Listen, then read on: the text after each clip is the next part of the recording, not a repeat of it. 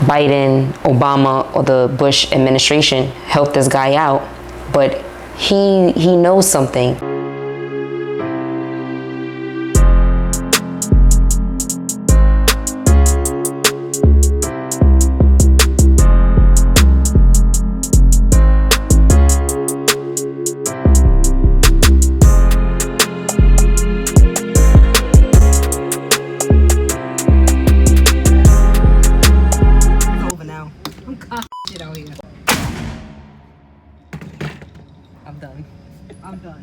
I'm done here.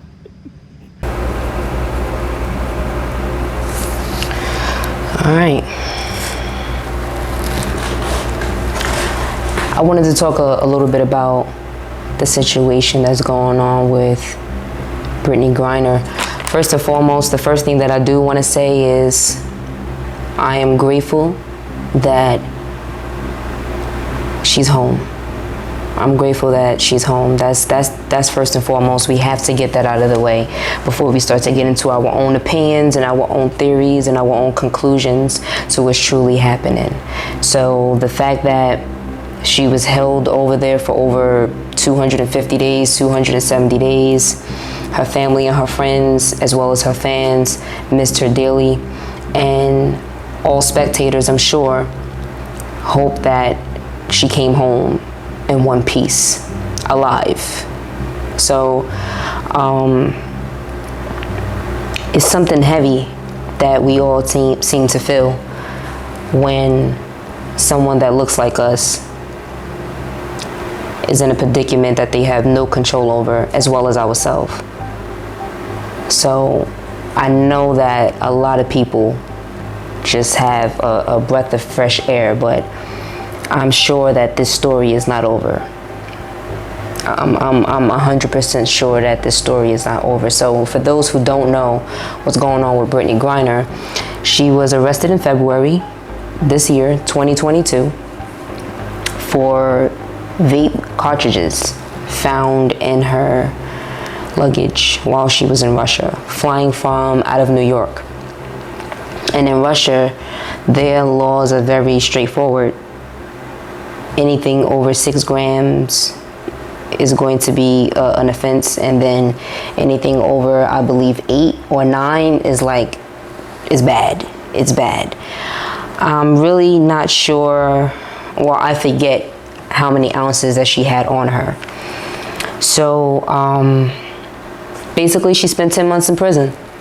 She spent 10 months in prison in Russia with no contact, not posting on social media.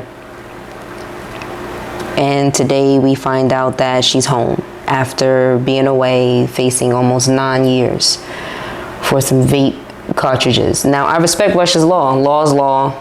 She broke a law. That's just the way it goes. But certain things are an extreme. I think that a lot of us be so focused on law that we forget just human rights, human decency, period. No one's given an excuse for when someone breaks the law. I'm just trying to shed light on how much we put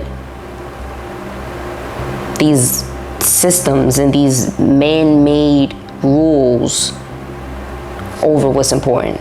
That's all I'm trying to say. The interesting part about this story is this. What have the last 2.5 years been like for you?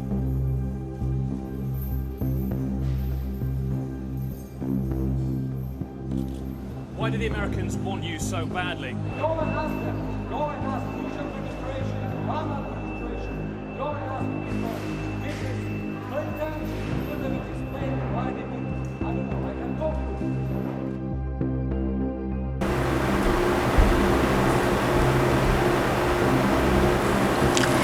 you. So when I first heard about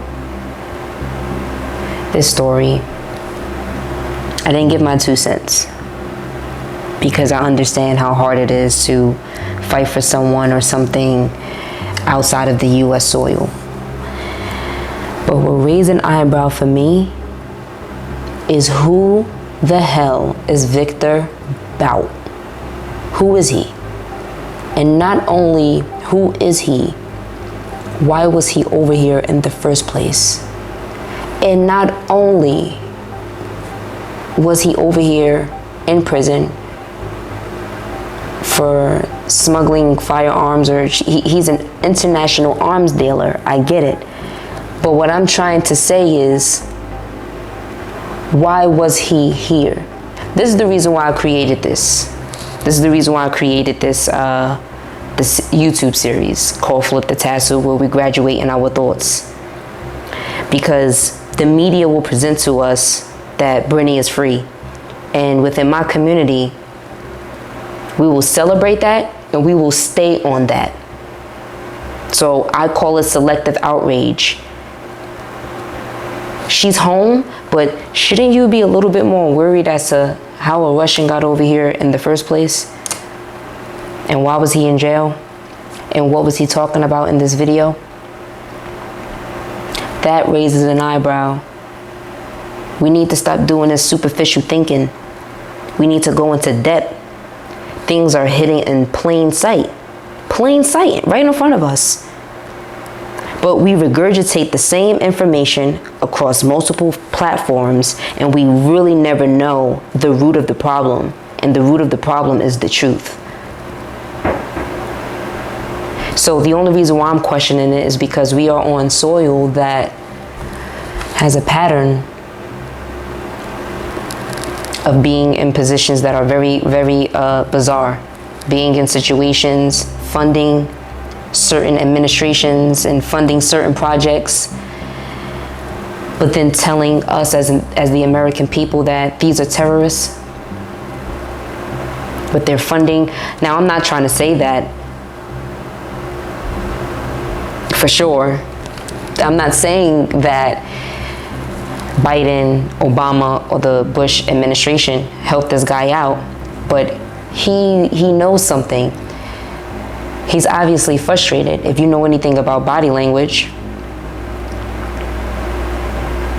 So what they tell us is he was allegedly conspiring to attack Americans. Again, why was he conspiring to attack Americans? We don't never ask why. We just go with their narrative and we run with it. And deem it as factual, deem it as true.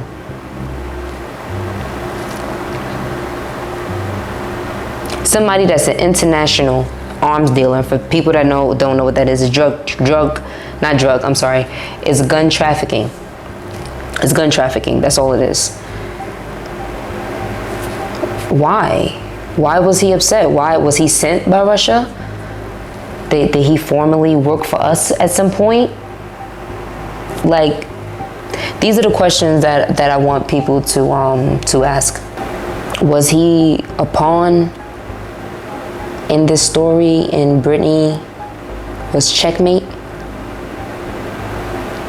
All I know is that I could be wrong now and right later, which means that I was right the whole damn time, because there's going to be more unfolding from this story.